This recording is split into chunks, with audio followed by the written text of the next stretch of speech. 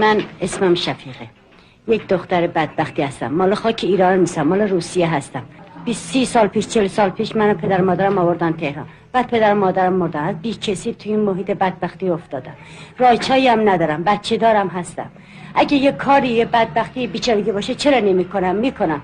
نه بدهکارم نه از کسی طلبکارم، فقط نونآور ندارم. اگه نونآور داشته باشم توی این محیط هیچ وقت نمیمونم، از این محیطم میام بیرون. من شوهرم باز شد تو قمار منو باخت، من اومدم اینجا. به یه مرد باخت، من رفتم گوهردش، از دست اون مرد فرار کردم، به طور یکی دیگه خوردم، یکی دیگه من آورد گفت اینجا ترکوبافیه. چند سال اومدین؟ من بچه بودم آوردنم اینجا به عنوان کارخونه پاپ من آوردم. گفتن اینجا کارخونه پاپه. 4 ماه توی یه خانه انداخته بودنم، عین دور از جون سگ، نون و آبم میذاشتم بالا سرم. ولی من میدیدم جمعیت دارن میان میرن، میگفتم آقا این چه کارخونه پاپیه؟